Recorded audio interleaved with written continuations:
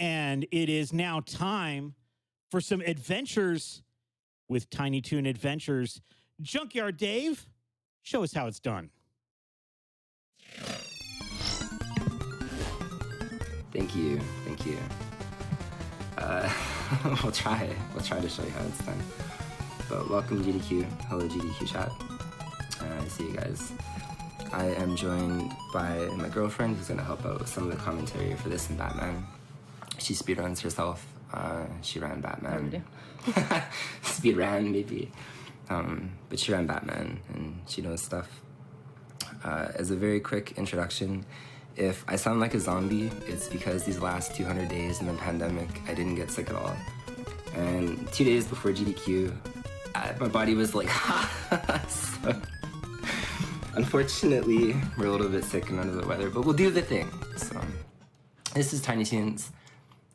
Really cool Konami game. I guess I'll say 3, 2, 1, and then we can go start. But 3, 2, 1. Oh, sorry. 3, 2, 1. Go. So the movement in this game is partially glitched. You'll see very immediately it's probably not how you remember as a kid because we can slide on our belly and basically like slide through the entire game at like hyper speed. This is probably like the biggest reason why I like this speedrun. It has very, very, very cool movement. We have Buster, which is the rabbit guy. Plucky Duck, which is the duck. The cat is Furball, and I forget, what is the other guy's name? I forget. We don't know. I'll be honest with you, chat. Like, I'm a fraud. I didn't really watch Tiny Toons as a kid. So this whole thing isn't like near and dear to my heart in terms of like a childhood cartoon. But we do know the duck is named Plucky Duck. So there's that. So at least I have the excuse that it never made it here. So I'm justified, but you're not. I'm sorry. We see our first mid-boss. Her name is Elmira. She's pretty easy. She's proximity-based to avoid, so we just have to waste some time. And if she catches you, it's actually a huge penalty when it comes to losing time. So we're gonna enter, I guess, 1-3. There's a clip here, which is very frustrating, but the window to do it is pretty big. What's so frustrating about this clip is it looks like this game is glitched or something, and you can clip like a billion different ways, but no, actually you can't. That's the only clip in the game, despite you being able to clip into multiple different places. But none of the other places you can clip into do anything. It's actually counterproductive. And we're gonna enter our first boss. And I'll need to shut up for a second, because there's an audio cue that I used here.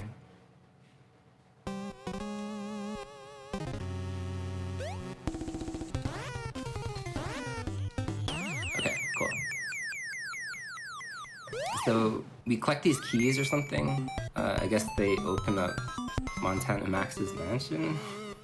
I'm not quite sure. At the end of the game. I don't know why he has like 6 keys. I guess the mansion has more than 6 doors though, hey? That's probably why. So leading into stage 2, we still use Plucky Duck because of his flight. But we're very gonna quickly switch over to the cat pretty soon. And after we switch to the cat, the game becomes much harder because you can't abuse flying over most of these screens. The trade-off with the cat is he can jump. Furball can jump. But if you want to do a couple of quick donations, Bobby, feel free to, because this is the water section and it's kind of boring.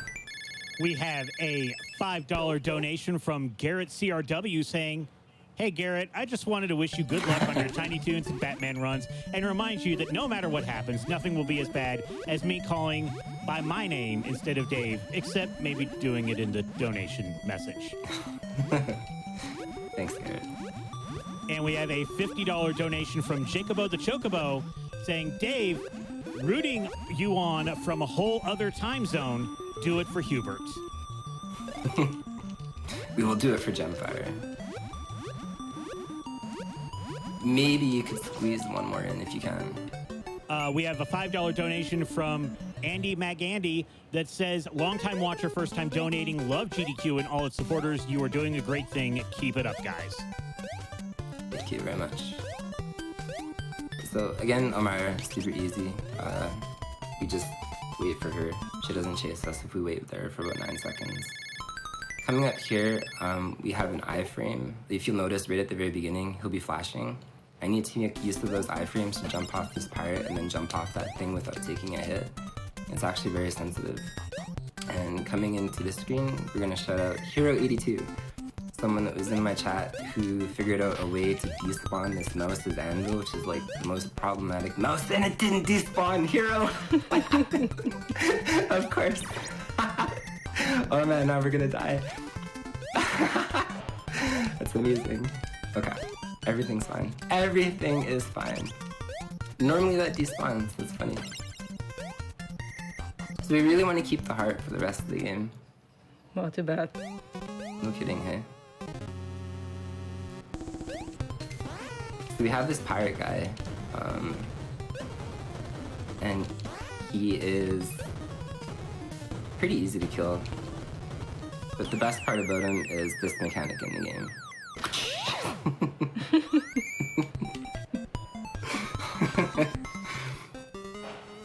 We got you covered.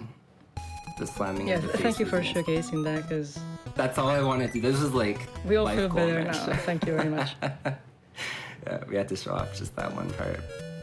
So we're gonna switch to furball here. I think I need to pick up a heart, so it's gonna look a little bit weird. But I firmly believe that for the cat, this is absolutely the worst stage in the entire game in terms of execution. It's just a miserable stage, like, and I need to grab this heart, because otherwise death in this game is actually quite scary. But, see? This is why the cat's horrible on this stage.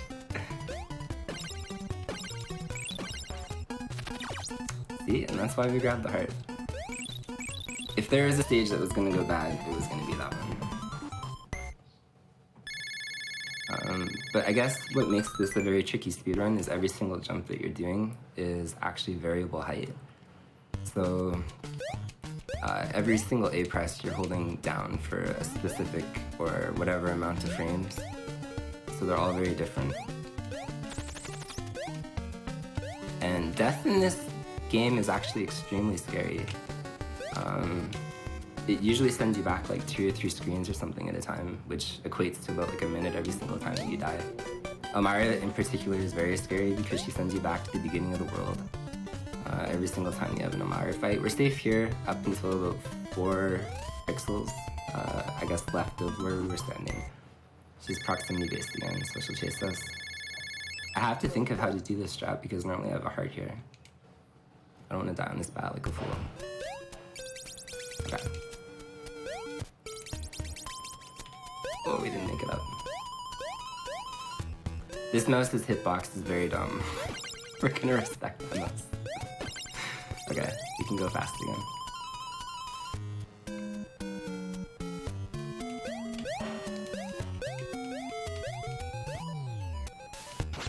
So, this game has a huge amount of RNG in it. Well, partial RNG anyway. And we see it on this boss in particular coming up. And the reason why we switched to the cat is because if we're using the duck in this screen, we actually waste like almost 15 seconds or something because the cat can just jump over that wall and he doesn't have to worry about anything. But this boss is frame-based how he falls down. If he starts like the screen scrolling on the left, he'll fall from the right side. And you have to very carefully jump on his head like that.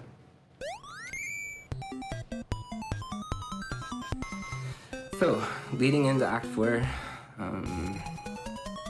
this is kind of like a rough spot for the cat as well. I think it's called like Boomtown or something. We looked it up in the manual the other day. I forgot what it was. You did, I didn't. Okay, I looked it up in the manual the other day, and I forgot. I won't pin it on us. There you go. Okay, there we go. We took responsibility. But, oh no, it's not gonna end well. This upcoming jump here is, I honestly think, one of the worst in the game.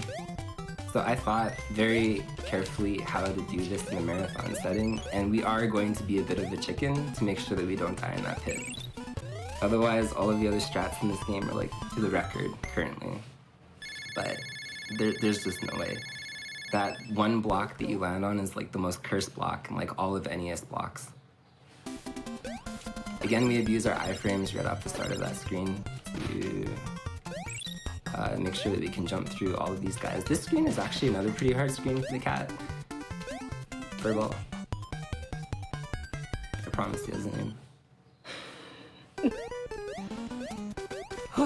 Okay. So, Elmira, we meet again. And she's a pushover just like the other fights. This one is a little bit easier, but I think you can kind of talk about the upcoming boss here because in terms of cat struggles... Yeah, this is another one. Yes, it's the worst boss in the entire game, I think, for the cat after this screen, so... Well, yeah, I mean, I guess it's a pretty big source of RNG.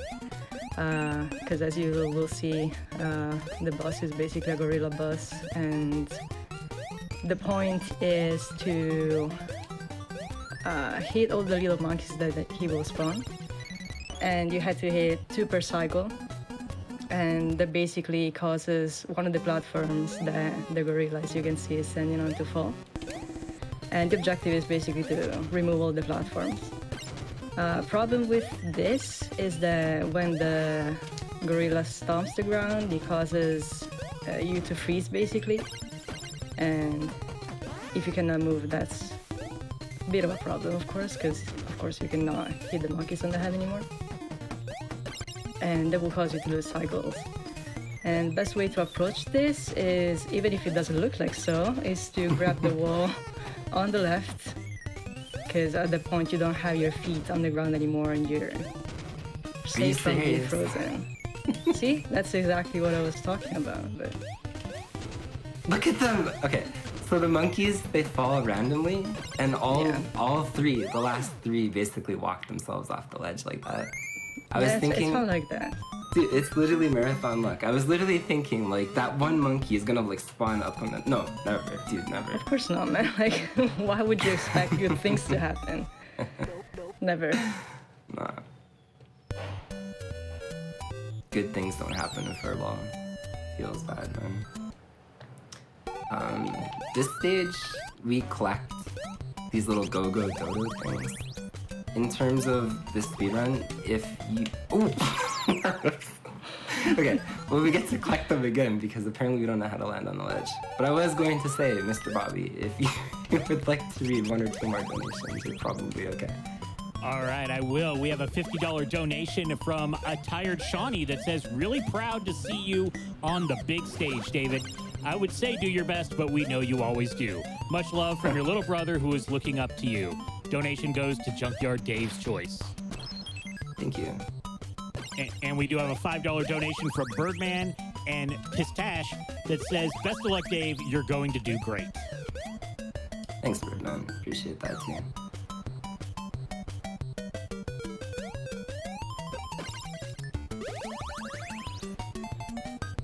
Yes.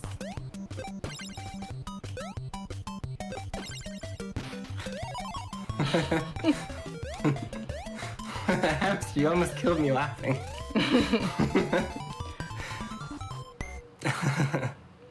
Thank you, sir. Alright, so this stage, even though we took a death plunge for no reason, the next stage is really awful. So Kat can take it from here again. Sure. First screen is already annoying because the game decides for no reason whatsoever to take the lights out.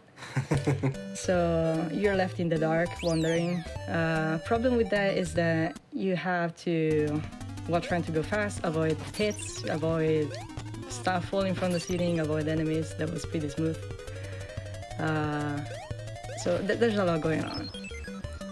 Here, spikes are insta-death, which means the best way to approach it is to just slide under them.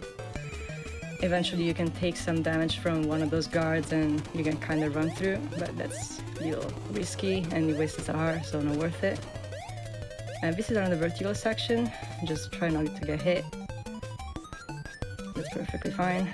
Here, there's giant dogs running at you, the speed of light. And most muscled up dogs ever. Yeah, literally, with the weirdest hitboxes. And Stans came out with a strat with which you can kind of cruise through that. I failed just Stans, I'm sorry. Yeah, but it's okay. this is the last boss. Huge source of RNG. All the glows can travel across the screen however they want. You have to try not to get hit by coins or also, the sorry. glows. Yeah. That was pretty fast, see? That was really fast. That was very good. Yeah. GG's on that. Thank you. That we made up dying to like an idiot on whatever that spot is.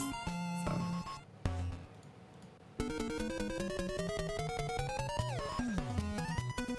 Okay, that concludes Tiny Toons, I suppose. There's really not much to say about this run. I guess if other people are interested, please run it.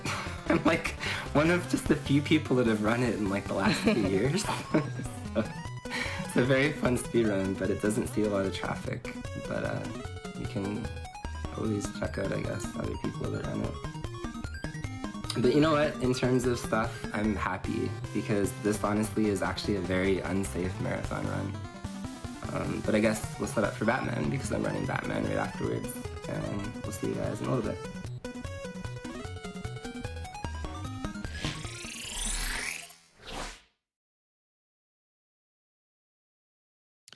All right, that was an amazing run. Thank you so much for that. I actually think my mute button was a little bit wrong, so I think there was a donation that wasn't read, but it was by that you didn't hear. It was by a whole hamster, and it said chicken noises. That's what makes us family, and that was what he was laughing about. And I think my mute button was a little wrong. It's early here. I'm allowed one mistake. I hope you all forgive me, Twitch chat. Please forgive me. We've got more coming up though. We have Batman coming up with Junkyard Dave. That's coming up next, and we do have some great incentives for Cave Story 3D and for Paper Mario. We have a $25 donation from Jimmy Fan that says, let's get that Paper Mario run going. Hope all the runners are having a great time streaming from the comfort of home. Fingers crossed next year is in person again. I agree. I hope for that as well. We have a $20 donation from Chaos Caller saying first ever donation here, but there's going to be more of that as long as GDQ keeps being awesome to watch. If previous years are any indication, I might get poor. And we have a $15 donation from Silver that says, I've been watching since I think around 2017, but this is my first time donating. Every year, it is just amazing to see the community and runners and just everyone come together for one goal. Thank you for continuing for so long, and here's to many more years.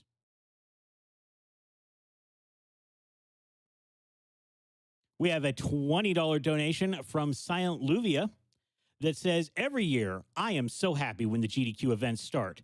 What's better than watching so many amazing people speedrun amazing games and helping amazing organizations to do good in the world? Also, let's get that Paper Mario speedrun. I loved playing the game when I was younger. We have a $500 donation from Anonymous that also had no comment.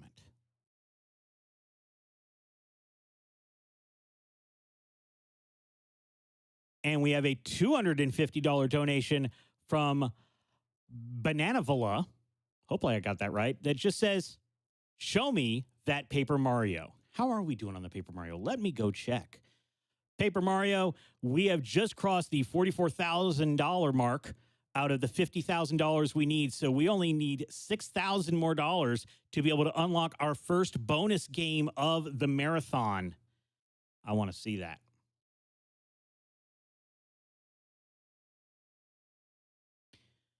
So I just also wanted to say that I remember one time at a job a while ago, they said, dress for the job you want. And then I got written up because I dressed up as Batman. So we're going to dress up as Batman right now with Junkyard Dave back with us. Junkyard Dave, show us how it's done.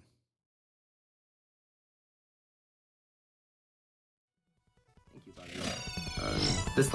This one, we should be a little bit better at, hopefully. No accidental deaths, no jumping off of a ledge. So just as a quick note, timing is a little bit weird. So when you start the game here, as soon as Batman starts running, that's when timing begins. But I have to restart because we're gonna hold start to actually do a frame perfect buffer. So the Joker gives